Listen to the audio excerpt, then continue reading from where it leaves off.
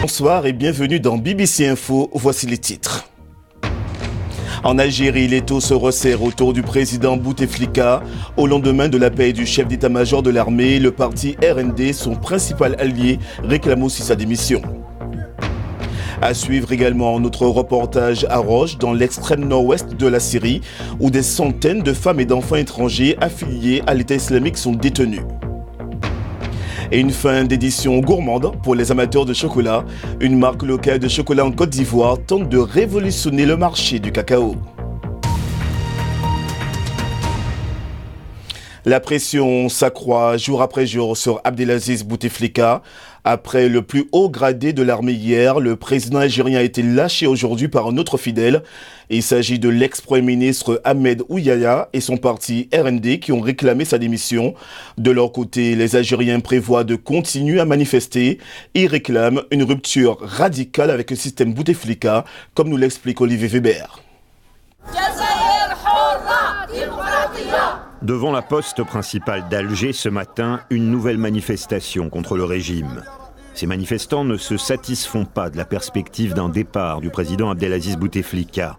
Invoquer l'article 102 de la Constitution, comme le propose le chef d'état-major de l'armée, pour faire déclarer inapte le président, n'est pas suffisant selon eux. La décision de prendre l'article 102 en considération, je trouve que c'est déjà, on peut dire, c'est périmé. Ça fait un mois que les Algériens manifestent pacifiquement contre le régime Bouteflika. Cette pression avait déjà poussé le président à renoncer à sa candidature à un 5e mandat et à reporter l'élection présidentielle prévue en avril.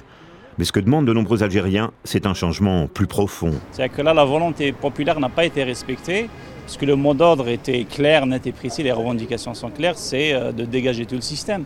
Le train est déjà passé, ça fait 7 ou 8 ans qu'on attend le changement et le soulèvement populaire. Il demande le départ de tout le gouvernement.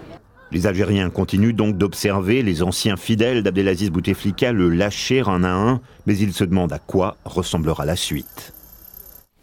Et pour analyser la situation actuelle en Algérie, Benjamin Stora, il est historien et spécialiste de l'Algérie.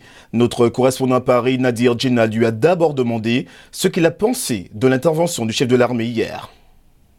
La sortie médiatique de Gaïd Salah, qui est le général en chef de l'armée algérienne, était dans le fond attendue, était prévisible, dans la mesure où tous les soutiens d'Abdelaziz Bouteflika se sont retirés les uns après les autres. Bien sûr, les anciens combattants de l'ONM, les enfants de martyrs, de Chouhada, les anciens du MALG, qui sont les anciens des services secrets algériens, qui se sont retirés dans leur soutien, puis ensuite le FLN, puis ensuite le RND, qui est parti État, parti administratif très important en Algérie.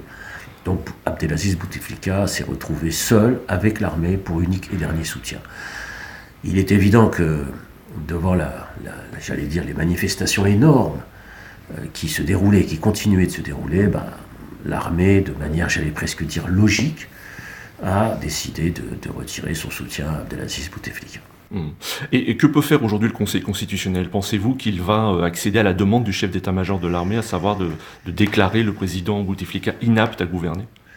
Personnellement, je vois mal le président du Conseil constitutionnel, même si c'est un fidèle d'Abdelaziz Bouteflika, je le vois mal ouvrir une crise majeure dans le pays, en refusant, disons, la proposition émise par l'armée algérienne. C'est ouvrir une crise considérable, qui est porteuse de danger, bien sûr, pour l'unité en fait, du pays. Donc je le vois mal refuser cette proposition, et donc vraisemblablement, on s'orientera effectivement vers une élection présidentielle à brève échéance, des dates qu'on ne peut pas déterminer, bien sûr. En bref, nouvelle attaque de Boko Haram au Niger. Au moins 10 civils ont été tués hier soir à Ngigmi, dans la région de Difa, dans le sud-est du Niger. Selon le maire de la ville, 2 femmes kamikazes se sont fait exploser et des hommes armés ont tiré sur des habitants. À la une également, les forces dirigées par les Kurdes ont proclamé samedi en Syrie la fin du califat du groupe État islamique. Une victoire saluée comme cruciale, mais pas suffisante pour éradiquer la capacité de nuisance de la principale organisation djihadiste au monde. Les autorités kurdes demandent aussi la création d'un tribunal international pour des milliers de djihadistes détenus au Kurdistan syrien. La BBC a eu l'accès à l'un des camps Roj dans le nord de la Syrie. Les damnés de l'EI, c'est un reportage de Claire Odemendi. Mais que faire des capturés du groupe État islamique ? Avec la chute du dernier bastion du groupe, cette question est de plus en plus urgente. Des centaines de femmes qui ont rejoint l'EI, originaires d'une quarantaine de pays, se trouvent dans ce camp dans le nord de la Syrie. Parmi elles, Iliam qui vient des Pays-Bas et admet avoir rejoint l'EI. Mais pour l'instant, elle n'a aucune idée de l'endroit où elle pourrait être jugée. Ils demandent au gouvernement de nous reprendre, mais j'attends toujours. Si vous retournez en Hollande, que pensez-vous qu'il se passera ? J'irai en prison. Mes enfants, j'espère qu'ils seront avec ma famille. Et vous l'accepterez ? Oui, parce que je sais que j'ai fait une erreur. Étant donné que peu de pays reprennent leurs ressortissants du groupe EI, c'est l'administration kurde, mal équipée, qui en a la charge. Les habitants des régions kurdes de Syrie ont d'abord souffert de la présence de l'EI, puis ont perdu de nombreuses vies en le combattant. Et ici, on voit d'un mauvais œil les pays qui, comme la Grande-Bretagne, révoquent la nationalité des citoyens qui ont rejoint l'EI. Le chef kurde des relations étrangères, Abdul Karim Omar, affirme que cela a créé d'énormes problèmes. Malheureusement, dit-il, la communauté internationale nous a déçus. On ne peut pas juger ces gens seuls. Si la communauté internationale ne nous aide pas, il y aura à nouveau un problème. Et le groupe État islamique redeviendra un danger pour nous tous. Après la dernière offensive contre l'EI, nous avons vu des camions qui transportaient, nous a-t-on dit, des centaines de familles de l'EI. Une bien triste fin pour les militants, mais aussi le rappel que des enfants aussi étaient pris au piège. L'administration syrienne exhorte les pays concernés à faire un geste pour aider à réhabiliter ces jeunes victimes étrangères, pour essayer d'empêcher l'idéologie dans laquelle elles sont nées de renaître par elles dans l'avenir. Le reste de l'actualité en bref et en images. Le Mozambique confirme l'apparition redoutée du choléra dans la région de Beira. 5 cas ont été diagnostiqués. Les autorités prédisent que la maladie va se propager. 1 million de doses de vaccins doivent arriver ce week-end. Selon un dernier bilan, le cyclone Idai a fait plus de 700 morts et des centaines de milliers de sans-abri en Afrique australe. Le président comorien Azali Assoumani a été réélu selon les résultats publiés par la commission électorale de l'archipel de l'océan Indien. Azali, qui a pris ses fonctions pour la première fois en 2016, a devancé de loin son plus proche rival, Mahmoudou Ahmada, qui n'a recueilli que 14,62% des suffrages exprimés. Construisons des ponts, pas des murs, c'est la phrase lancée par Félix Tshisekedi à Paul Kagame hier soir, lors d'une nouvelle rencontre au terme du forum sur l'entrepreneuriat africain. Les deux pays voisins souhaitent travailler davantage ensemble et surtout éviter les conflits. Et puis, les députés britanniques tentent de trouver une issue à la crise du Brexit. Ils voteront ce soir sur différents scénarios de sortie du Royaume-Uni de l'Union européenne. La première ministre Theresa May, affaiblie politiquement, espère toujours faire passer son propre accord de Brexit. Je vous invite maintenant à partir avec moi en Côte d'Ivoire, premier producteur et exportateur mondial de cacao, mais qui consomme très peu de chocolat. Il y a 3 ans, Dana Mroué a créé Mon Choco, entreprise qui produit l'un des rares chocolats made in Côte d'Ivoire. En plus d'être bio et écolo, notamment parce que ses graines sont broyées par un vélo, un chocolat respectueux de l'environnement et qui ravit les fins gourmets, parmi eux Pierre-Antoine Denis. Broyer tout en pédalant. Voici le quotidien pour ces employés de l'entreprise Mon Choco d'Abidjan. Ces fèves de cacao soigneusement triées sont versées dans un entonnoir et sont transformées en pâte grâce à cette bicyclette, pas comme les autres. C'est là que Dana Mroué et son équipe exploitent une recette innovante et novatrice pour faire du chocolat. Le cacao est le principal produit d'exportation primaire de la Côte d'Ivoire, représentant 5,9 milliards de dollars, soit 58,4% du revenu total des exportations du pays en 2018. Le vélo broyeur est pour nous de mettre en pratique notre philosophie un petit peu éco-responsable. Nous voulons vraiment avoir un impact minime sur l'environnement, donc en utilisant le minimum d'électricité et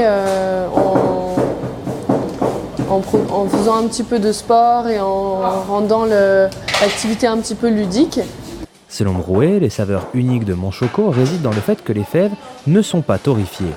De plus, elles sont sans additifs, conservant ainsi toute l'authenticité des fèves crues. Seul souci à cette économie alléchante, l'environnement. L'industrie cacaoyère menace la biodiversité en contribuant notamment à la déforestation. Les ONG environnementales affirment que la Côte d'Ivoire risque de perdre tout son couvert forestier d'ici 2034. Mais les fèves de cacao biologiques sont difficiles à trouver en Côte d'Ivoire, car l'écrasante majorité des agriculteurs utilisent des produits chimiques et des insecticides. En effet, seuls 5000 des 2 millions de tonnes de fèves produites chaque année sont organiques. En conséquence, le chocolat biologique est coûteux à produire et s'adresse principalement au marché européen. Une seule tablette de chocolat Monchoco se vend environ 1500 francs CFA, soit 2,60 $ américains. Hors de portée donc pour la plupart des consommateurs locaux. Mais ceux qui ont goûté au Monchoco disent qu'ils aiment la finesse et la qualité de ces chocolats. Je consomme Monchoco depuis un certain temps. J'ai quand même goûté Monchoco, surtout les différents parfums. Ce qui m'attire le plus, c'est le nature. Et je l'aime parce que je l'aime le prendre avec du café. Monchoco et d'autres initiatives du même type se développent en Côte d'Ivoire. Et même si elles ne représentent qu'un marché de niche, ces précieuses fèves suscitent de plus en plus l'appétit des fins palais.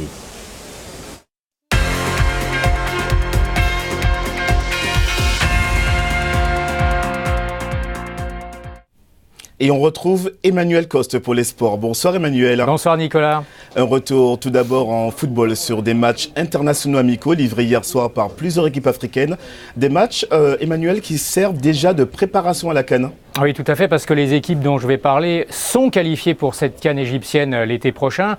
Le Maroc, par exemple, qui recevait à Tanger l'Argentine, privé de Di Maria et de Lionel Messi. Et l'Argentine s'est imposé 1-0, but de Correa à la 83e minute. La Côte d'Ivoire aussi s'est contentée d'un petit 1-0 à domicile face au Libéria. Jonathan Kodja sur pénalty dans le temps additionnel.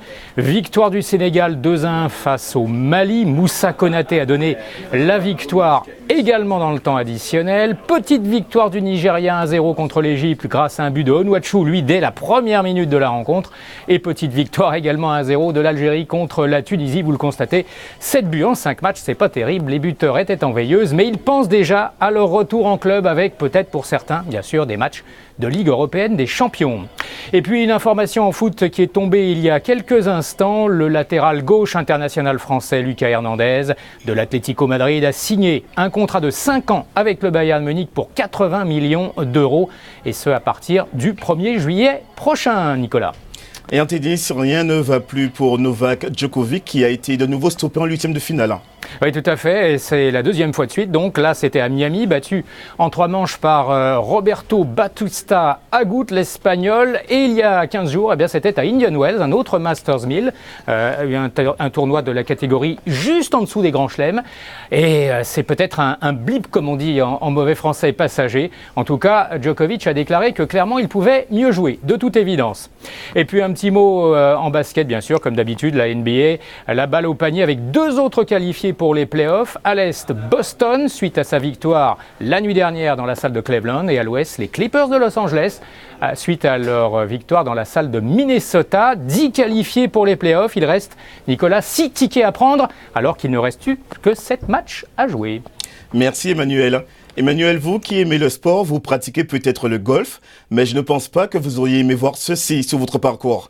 Ces images nous viennent de l'État américain de la Géorgie. Cet énorme alligator a été repéré en train de faire une promenade avant de partir se baigner dans une fontaine du golfe de Savannah Harbor. Le témoin qui a pris cette vidéo dit que même si les alligators sortent souvent, il en a rarement vu d'aussi gros.